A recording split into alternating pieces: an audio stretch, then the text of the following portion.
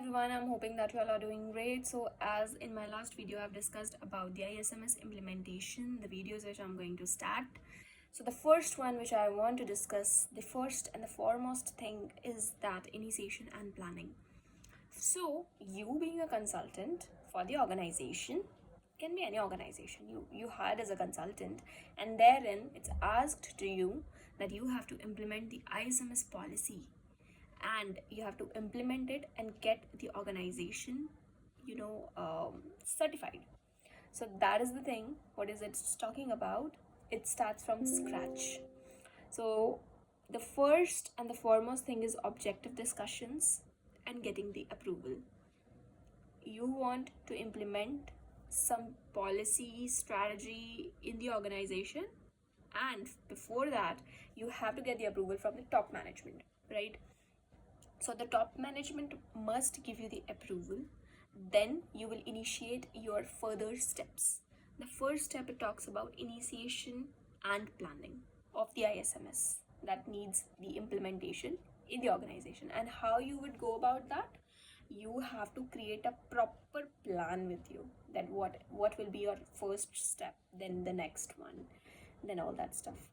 You have to communicate with the CEO at the very first point. You have to explain the benefits of getting certified, because you being a consultant, so you want that organization to be certified, and out of that, what is the outcomes after getting certified, what will be the benefits, quantitative, qualitative benefits, how you are getting into that, how you will be getting more clients and more business, right?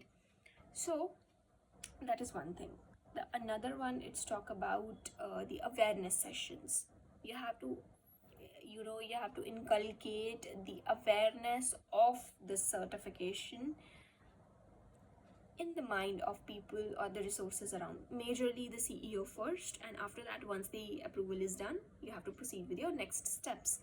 That will definitely be coming up with the different teams in the organization. You have certain teams there: IT, HR, marketing, finance. These are the people there. So everyone must be knowing about the policies which is getting implemented in the organization, right? Another one, when it comes to the project charter, I'm not going to discuss about the ISMS project charter here. This is the project charter of the organization. The organization which you are dealing with, or you will be working with them for next couple of months or weeks, you must be knowing about the scope of the project, right? How and what the organization is dealing with, because that's a project for you. See, organization is dealing with what type of work, can be consulting, manufacturing, can be anything, type of industry that organization into, consulting or IT services. So when it talks about project charter, it will definitely, you have to list down the pointers there. Pointers can be the scope of the project, the objectives of the project, the interested parties, the responsibilities, the timelines. So these have to be, it needs to be inculcated in the project chart. If you talk about the scope, so I'm discussing about a hypothetical example, taking the hypothetical example of an organization which is based out of Noida, and they want the certification to be done for them, for the organization, right? So scope will be including that organization is based out of Noida, so that will be the Noida location. Objective would be to get certified, right? Timelines would be at how much time they would want to certify, right?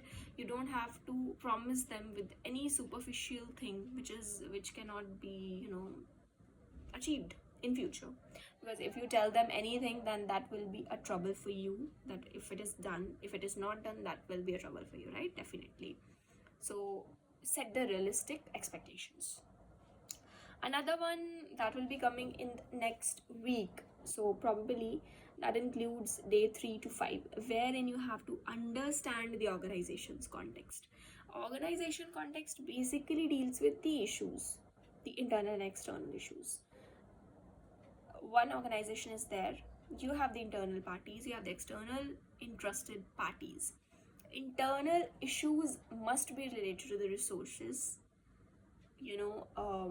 services provided, um, workforce, existing workforce, training issues, can be anything. You have to list down everything.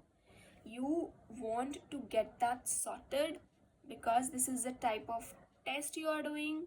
Then you have to implement it, you have to do the dry run, and then you need to proceed with that. I'm hoping that you're clear here. These are the internal issues, right? Then external issues, what we would want to be, external issues would be any of the regulatory framework where the organization is comply with. Organization must be complied with certain regulations, for example GDPR, right? That is the compulsory certification or the regulatory framework or compliance the organization need to comply with, who are dealing with the European nations. Their data or their clients, they must be complied with GDPR, right? So these are the things you have to list down everything. Scope, starting from the scope, objectives, responsibilities, timelines. This is your individual work, you being the consultant. You want to implement that in the organization, right? So you have to list down all these things. This is the start point. So I'm hoping that this is clear. And meanwhile, I'll be discussing about my next coming up pointers here, so that it will be easy for you to understand with the practical examples. Thank you.